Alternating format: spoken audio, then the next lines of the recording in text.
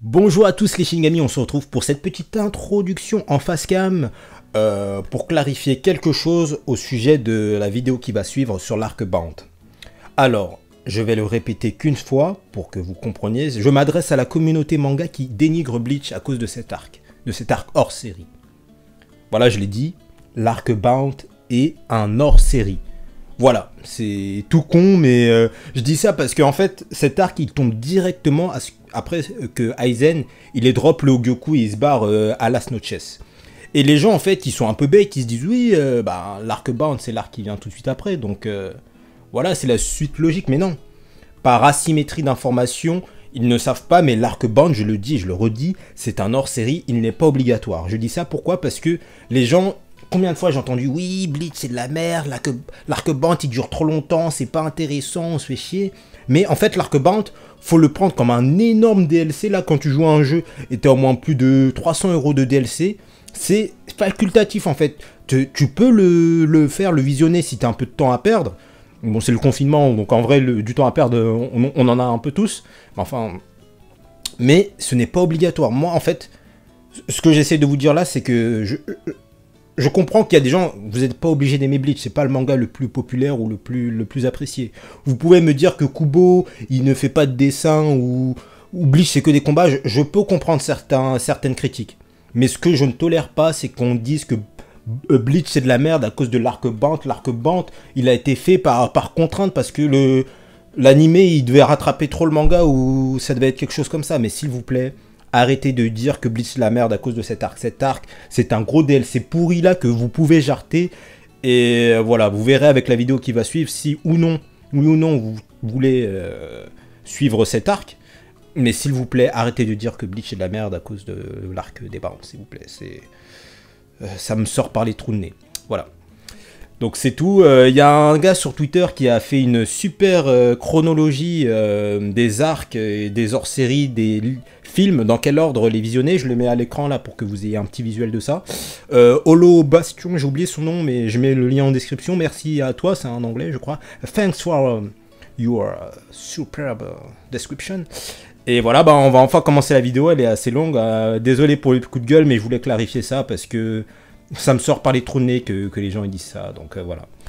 Merci à tous de m'avoir écouté, je vous souhaite bon visionnage, la vidéo dure assez longtemps, et on commence dès maintenant, c'est parti.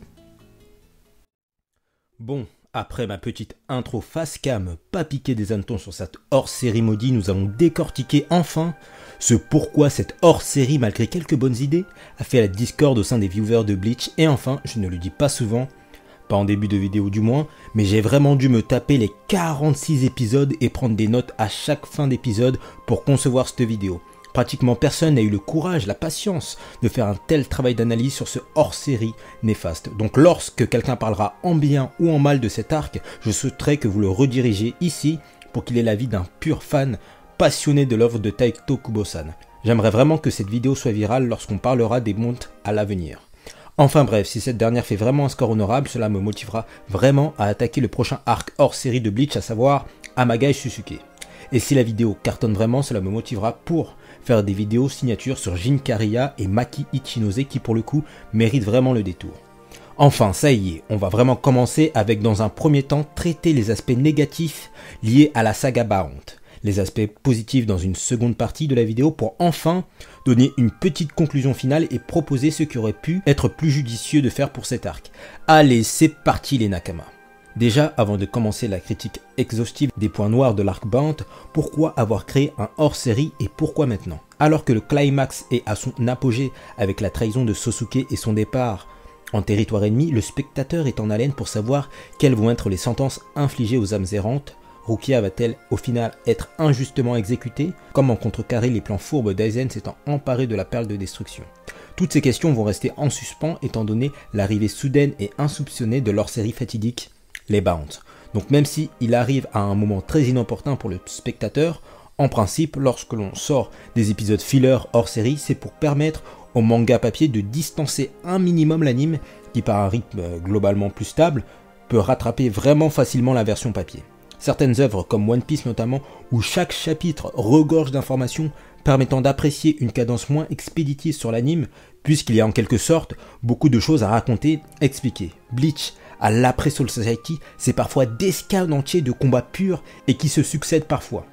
Ichigo contre Grimmjow, Ichigo contre Ulquiorra, les combats de Zaraki, bref, c'est pas évident. Du coup, si Bleach fait partie des shonen disposant le plus de hors-série, c'est certainement du fait de la cadence trop facilement rattrapable de la version papier qui a inclus cela. Néanmoins, au niveau de la timeline, il a été judicieux d'avoir calé un hors-série juste après la trahison d'Azen, puisque de par son acquisition récente du Hogyoku, ce dernier se devait d'attendre un certain délai avant de pouvoir utiliser pleinement les capacités du Hogyoku. Caler des ennemis annexes pendant cette privation d'enjeu est tout à fait raisonnable d'un point de vue scénaristique. Là où les bombes sont cependant problématiques réside d'une part dans la durée insoutenable de l'hors-série en question. Là où la plupart des hors-séries de Bleach durent en moyenne 20 à 30 épisodes, les Bound, scindées en deux parties, la première Bound de 28 épisodes, puis la seconde Assaut de 18 pour un total de 46. 46 épisodes, c'est déjà toute la genèse de Bleach. L'acquisition des pouvoirs d'Ichigo, Rukia, le passé d'Inoue, Chad, Ishida, l'entraînement avec Urahara, etc. Mais également l'invasion à Soul Society, les affrontements contre Zaraki et Renji jusqu'à la seconde altercation sur le pont du Senzai-kyu, le temple des regrets, contre Byakuya. En ordre d'idée, vous voyez, c'est énorme comme durée, et déjà que la quantité d'épisodes est conséquente, si on ajoute à cela le rythme de la première partie du moins, qui rame du genou, l'intrigue débute réellement à l'épisode 68, où Urahara présente les 3 modes Soul, créés pour contourner la menace Bound. Donc déjà, t'as 4 épisodes qui sont pas très intéressants, où Ichigo se fait mettre à l'amende par une petite fille mode Soul qui l'amène à la baguette. Et je vous jure que c'est vrai, je l'ai noté pour ne pas l'oublier, mais l'épisode 80 entier est un épisode où il ne se passe rien. Renji se bat contre un aspirateur, Rukia contre des lapins. Les Bound ont quand même fait l'exploit d'introduire un épisode hors série dans un hors série. Franchement là, il n'y a aucune limite au foutage de gueule. Bizarre. Nous sommes humiliés. Et tu m'étonnes que de pauvres malheureux veulent déserter Bleach après ça. Si à cela t'ajoutes l'intrigue centrale centrée sur Ishida où on le voit se morfondre 80% de l'arc, ça ne fait pas rêver. Malgré quelques bonnes petites idées disséminées par-ci par-là, cette première partie Bound est plus qu'insoutenable à suivre pour le commun des mortels. On nous fait tourner en rond pour pas grand chose, alors que le plan initial de Kariya est d'intégrer Soul Society pour se venger. Cela aurait pu se faire beaucoup plus rapidement, il y a facilement 5 épisodes qui auraient pu être jartés du scénario, et même si la phase 2, Assaut, est beaucoup plus dynamique et prenante, on doit se taper les 28 épisodes qui pour la plupart ne suscitent pas grand intérêt pour le spectateur. Bref, les bandes c'est trop long, et pour rien. En une trentaine d'épisodes, cela aurait pu être bouclé plus rapidement. Le principal aspect péjoratif des Bound a été traité. Maintenant, un peu plus technique mais tout aussi contraignant, les incohérences de cet arc en font un amassis de confusion pour tout néophyte de Bleach se lançant dans l'œuvre de Kubo-san, voire même pour les plus initiés.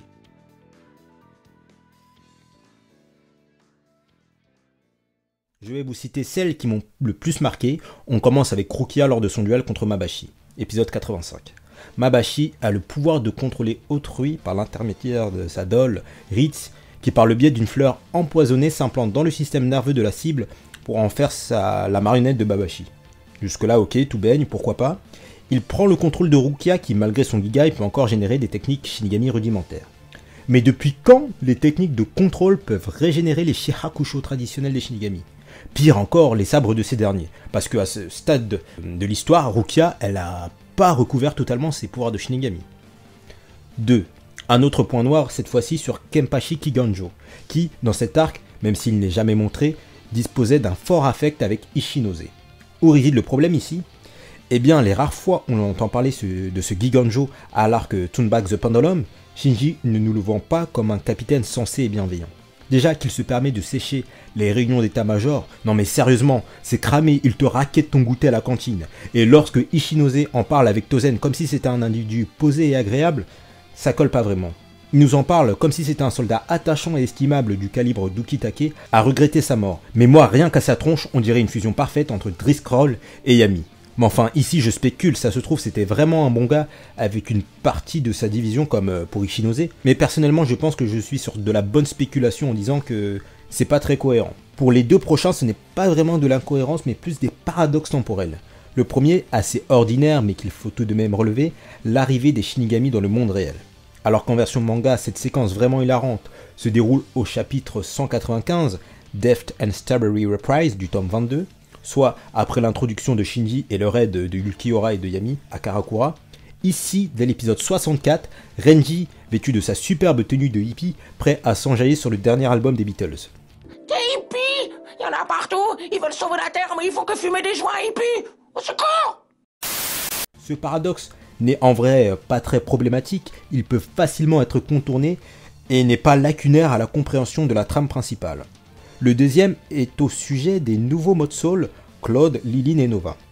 Propre à l'Arc-Bone puisque, étant donné la complexité de leur organisme, nos alliés se devaient de coopérer avec ces modes Soul équipés de détecteurs à ondes spirituelles pour localiser et traquer ces nouveaux ennemis. Si ils avaient été exclusifs à l'Arc-Band, pourquoi pas?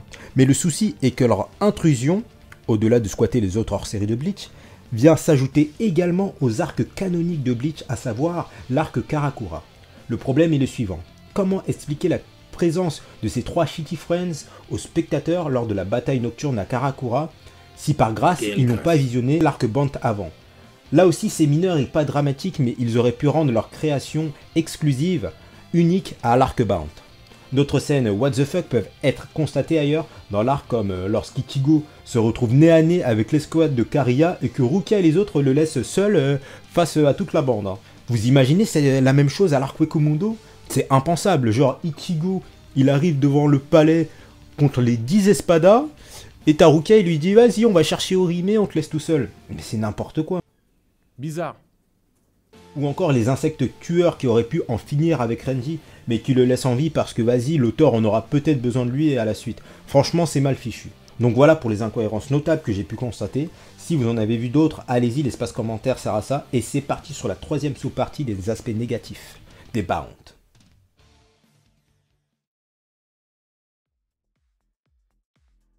L'ambiance globale de l'arc. Là, on va rentrer dans l'aspect subjectif de cette vidéo qui va être plus courte que les deux autres. L'ambiance générale qui découle de l'arc Banto. Et que dire à part que c'est très très moyen. Je vais pour mon analyse ici le comparer à l'arc Fullbring auquel il partage pas mal de similitudes. Déjà, les personnages. Ici, on va traiter rapidement d'un aspect graphique de quelques personnages Bound pour que vous puissiez comprendre ma gêne. Là, le numéro 9. C'est possible de faire plus cliché et ringard que ce truc. Ce personnage ne dégage rien. Bon, sa tenue est ultra bancale, mais sa tête... Non, c'est trop là. On dirait que c'est la méga évolution de Parasect. Et vous savez ce qu'a répondu ma mère? Je vous le donne dans le mille. Elle a répondu c'est tout simplement une hallucination collective.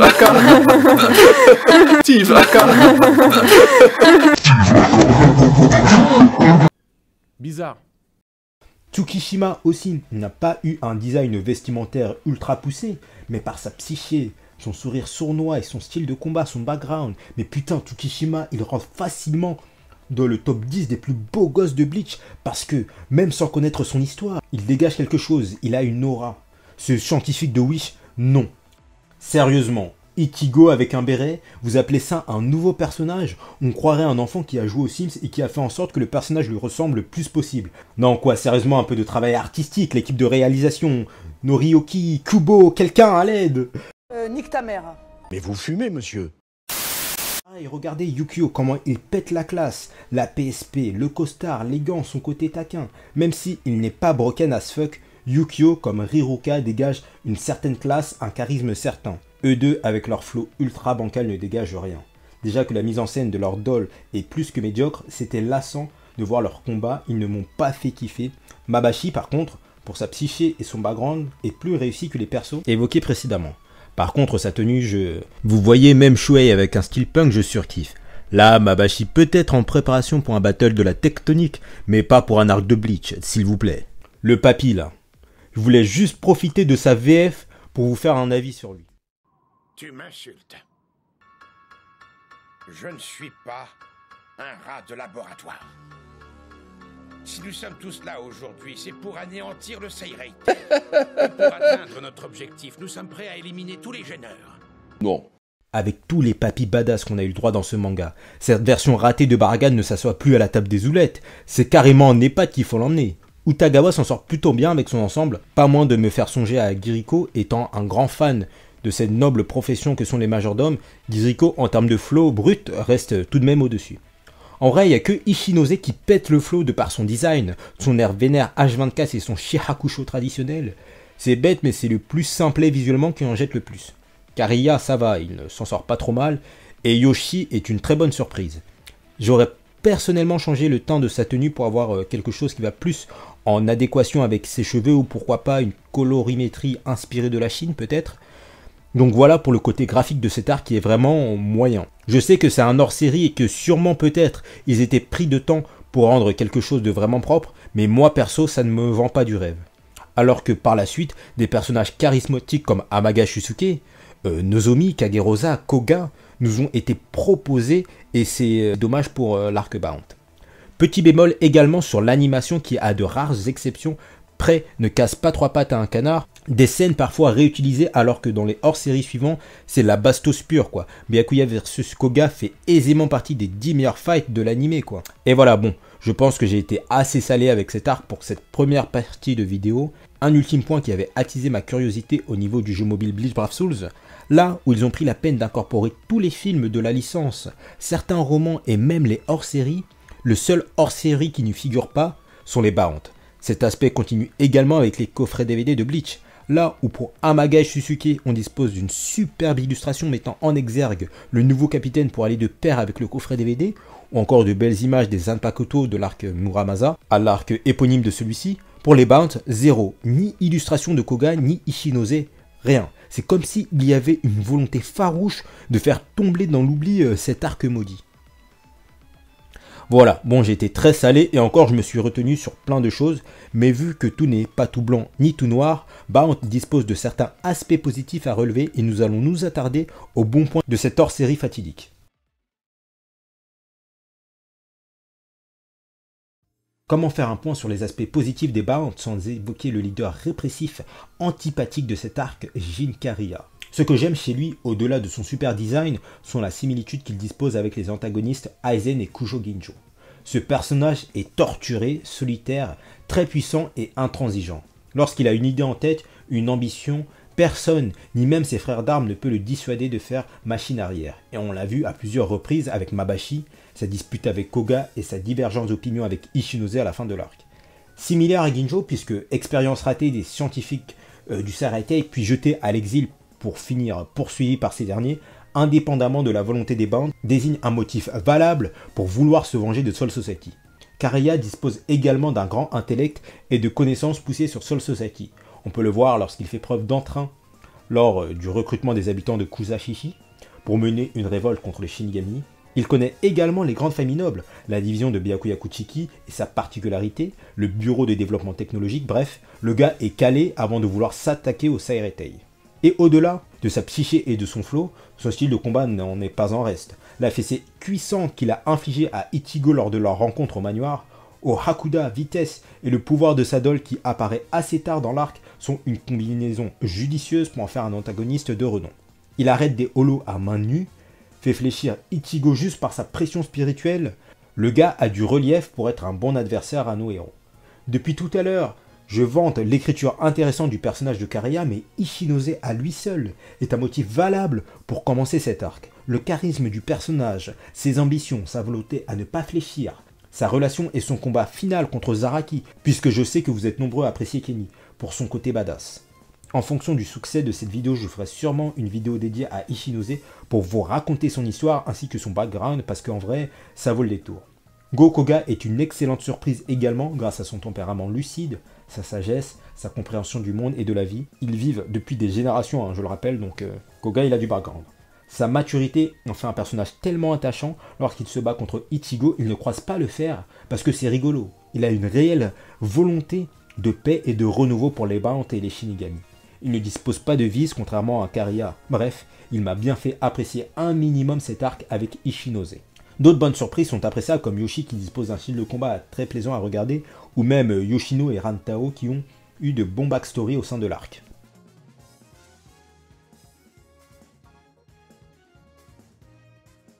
Un peu en corrélation avec la première sous-partie des aspects positifs de l'arc Bound, il faut admettre que niveau ingéniosité des pouvoirs, ça y va dans cet arc. Le concept même des dolls est très novateur dans le lore de Bleach malgré des similarités avec les Zanpakuto. Ils peuvent maîtriser des éléments, des matières, l'essence, voire même l'espace-temps. Ces créatures nécessitent une phrase de libération également pour pouvoir être invoquées et possèdent une volonté propre. Certaines dolls sont plus exigeantes, difficiles à contrôler.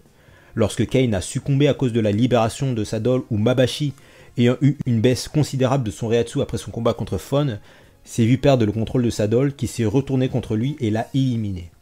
A contrario, Yoshino et Koga avaient une synergie parfaite avec leurs dolls respectives.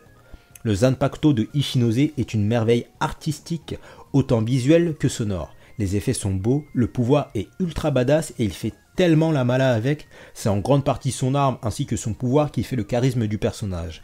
Je me souviens l'avoir classé assez haut dans ma vidéo tier list des Zanpakuto. Il a mis à l'amende énormément de personnages grâce à l'effet de Nijigasumi qui est étroitement semblable à Suzumushi dans l'idée, et seul Zaraki, qui défie la logique, a pu contrer encore, comme Suzumushi, l'effet du sabre d'Ichinose.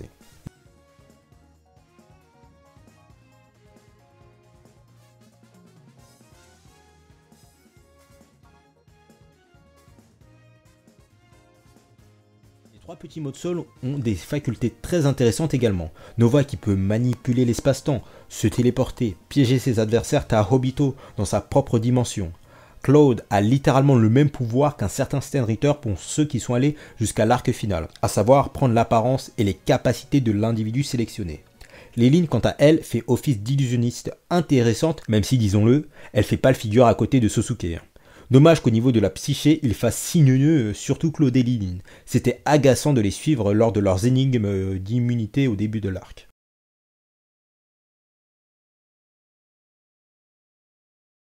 Pour finir, on va dire globalement tout ce qui est bon à prendre malgré les nombreuses contraintes de cette hors-série et on va commencer avec l'opening. L'opening 4 intitulé Tonight, Tonight, Tonight, réalisé par le groupe Beat Crusader. Là, vous me direz vos avis en commentaire, mais à contrario de l'arc, cet opening 4, je pense, peut être considéré comme le meilleur opening Bleach hors série. La séquence dans la caverne où on aperçoit les Bound sortant de l'ombre pour faire un smile à la caméra, c'est tellement jouissif, quelle grâce. Perso, je surkiffe ce passage-là. L'ending 6 est plutôt rigolo et fun dans sa conception, mais c'est vraiment l'ending 7, Hanabi, qui va me faire fondre. J'éprouve tellement de joie en l'écoutant. La musique mêle des sonorités apaisantes, festives, mais aussi mélancoliques, lorsqu'on aperçoit les visages tristes, passifs de certains Shinigami, Rangiku, Inamori, et le fond, avec les ladies à la fin, c'est un grand oui. L'ending 8, Moving, est très jovial et vitaminé. Les visuels de la B-Team sont très intéressants et méritent également le coup d'œil. C'est également à partir de cet arc que l'encyclopédie illustrée des Shinigami débarque à chaque fin d'épisode, et mon dieu que c'est hilarant, hein. Franchement, pour rien au monde je serais prêt à rater ça. L'humour d'ailleurs qui est un bon point propre à cette hors-série, quand Renji reste bloqué dans son Gigai, Saleté de Gigai, dépêche-toi. Je fais de mon mieux mais je suis complètement coincé. Ne m'attends pas et pars devant. Merci, sympa le cadeau. ou encore que le patron de Genju qui voulait sortir avec lui. Alors c'est ça que tu préfères, les filles?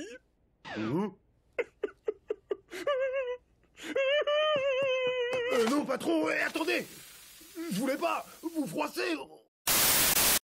Non mais je vous assure, hein, les fous rires ils sont garantis au moins dans cette hors-série. Certains concepts étaient également bien pensés dès le premier épisode. L'apparition fictive de Sora, le frère d'Inoue, ou encore Yoshino qui a peut-être servi de modèle pour le vrai visuel de la maman d'Ishida qu'on verra bien plus tard dans l'œuvre canonique de Bleach.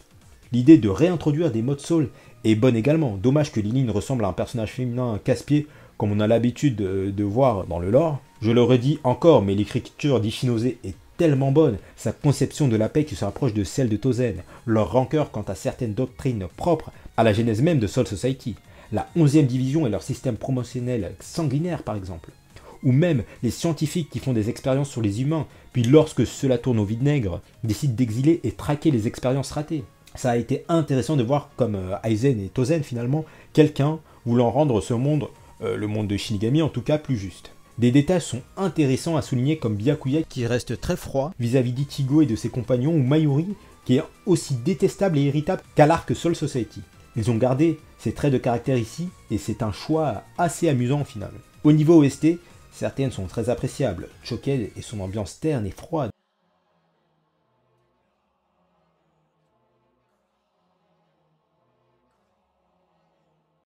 Phénoména et son allure techno et angoissante prononcée.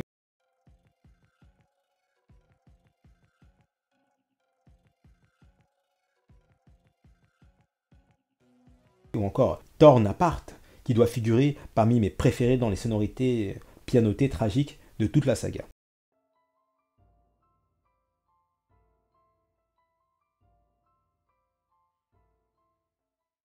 Enfin, puisque je suis sympa et que je vous mâche le sale boulot, que dire de certains affrontements qui s'avèrent dantesques pour certains alors que c'est un arc hors série. L'incroyable épisode 77 mettant en scène Ichigo contre Ishinose, mais le niveau d'animation ici est dingue, et c'est l'une des rares fois où l'on verra Ichigo se battre avec Zangetsu Shikai. L'épisode 79 mêlant Yoshino contre Kariya et leur divergence d'opinion quant à l'avenir des bandes, des explosions, de l'intensité, des combats aériens et même une superbe fusion à la fin, c'était ouf. L'épisode 82 où Ichigo perd une nouvelle fois la face à Shirosaki et humilie avec fureur la Doll de Koga qui avait le dessus lors de ce duel. L'épisode 102 où Uryu nous fait pour une fois une prestation plus que louable dans cet arc contre Yoshi. Les affrontements respectifs de Mabashi, Koga et Satawari contre les capitaines sont très bons également. De même pour Byakuya versus Kariya où l'on aperçoit pour la première fois les prémices des pouvoirs de Kariya ici, et l'épisode 98 où Ishinose nous fait part d'une séquence masterclass contre Zaraki. Je vous laisse un petit extrait.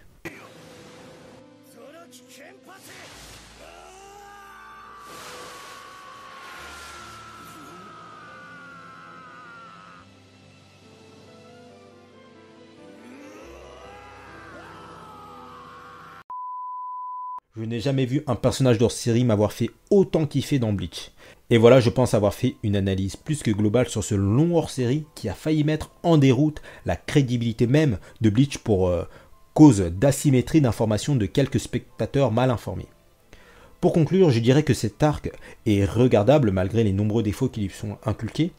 Certains préfèrent faire les arcs canoniques de Bleach et finir la trame principale, puis revenir à la fin sur les hors-séries loupés, afin d'avoir tout de même un avis sur ces derniers, mais personnellement, je trouve ça assez spécial de finir l'œuvre avec un Ichigo au meilleur de sa forme, avec un style et un flow qui dépassent l'entendement à l'arc Fullbring, pour revenir à l'arc Bound, où il est à l'amende face à 3 modes soul. Mais là, c'est à vous de voir. Il y a quelques points que j'ai omis de raconter, comme le Karan Tao, mais un jour, qui sait, si une vidéo sur l'histoire de Jin Kariya voit le jour, je parlerai d'elle. Ce qui aurait pu être judicieux pour améliorer cet arc est d'aller plus rapidement à l'essentiel et moins tourner autour du pot. Pourquoi Jin fait des mystères en disant qu'il veut aller au Wekumundo alors qu'à la base il veut juste niquer du capitaine? Il aurait arrêté son baratin, on aurait économisé 5 épisodes déjà. J'aurais également aimé une meilleure approche, traitement des 3 modes soul qui sont ultra clichés, redondants par moments, mais cet aspect-là est propre à chaque film hors série de Bleach, j'ai l'impression. Donnez-moi votre avis en commentaire sur cette hors-série fatidique qui a failli ruiner à tout jamais la crédibilité de Bleach. Allez-y de bon cœur sur les j'aime et les partages, c'était un vrai défi de concevoir cette vidéo, j'espère qu'elle vous aura plu et que vous aurez appris des choses. N'hésitez pas à vous abonner et à activer la clochette pour toujours plus de contenu Bleach avant le retour de l'anime.